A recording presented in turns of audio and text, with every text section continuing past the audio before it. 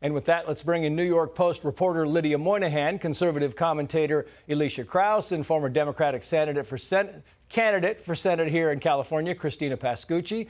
Thank you all for coming on.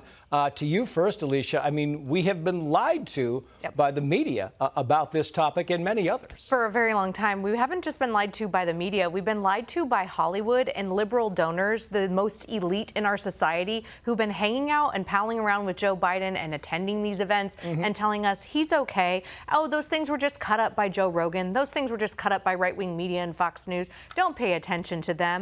Except they haven't. And we saw last night, and it was actually ingenious of the Trump campaign to agree to all of the rules that the Biden administration campaign set forth and say, yeah, we'll debate you on your turf, no changes. So the average American voter, and even lots of the Democratic Party and Democratic voters, could tune in and see just how bad the president is. Yeah, and nobody knows and nobody loves Joe Biden more than the New York Times, Christina Pascucci. I mean, listen, you ran as a Democrat, and the New York Times writes the following, quoting here, "To serve his country, President Biden should leave the race," going on to say supporters of the president are already explaining away Thursday's debate as one data point compared with 3 years of accomplishments. But the president's performance cannot be written off as a bad night or blamed on a supposed cold, because it affirmed concerns that had been mounting for months or even years. I mean, the New York Times doing that, it's like Tom Brady saying Bill Belichick needs to be fired. Yep.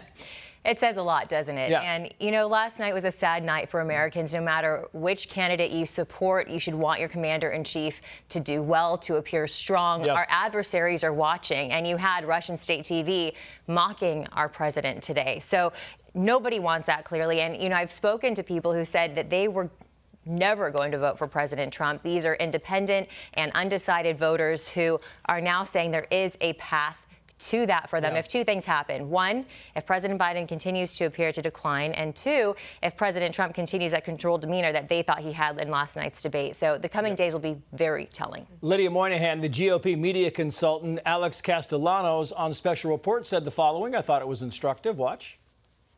What America saw was this group of advisors sent Joe Biden into the jungle to kill a lion naked and without a spear, and that scared the country.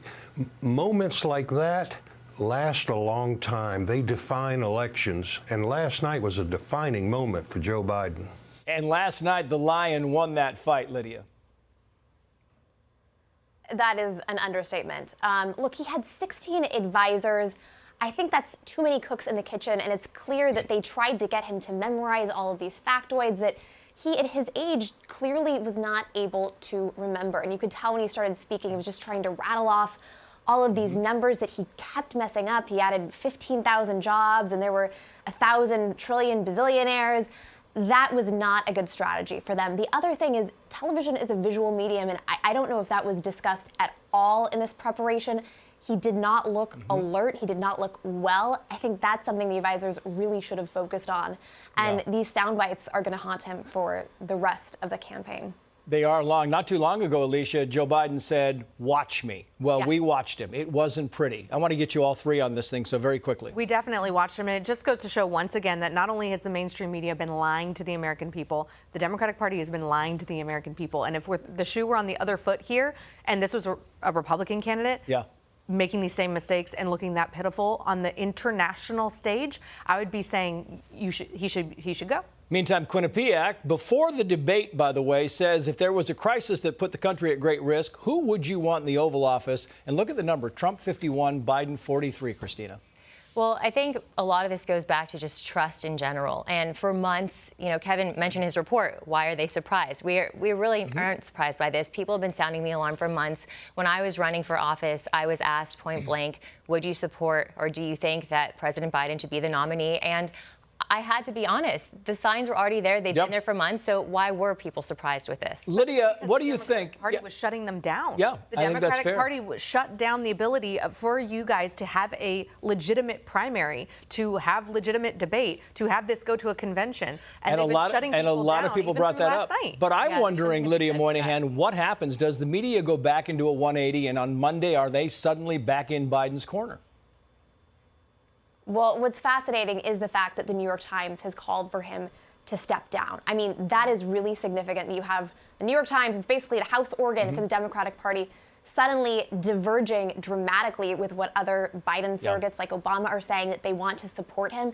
So clearly that is going to be sending reverberations through the entire Democratic Party. And whether or not he survives that, I think, remains to be seen. Anybody's guess. Lydia, Elisha, Christina, thank you. Hey, Sean Hannity here. Hey, click here to subscribe to Fox News YouTube page and catch our hottest interviews and most compelling analysis. You will not get it anywhere else.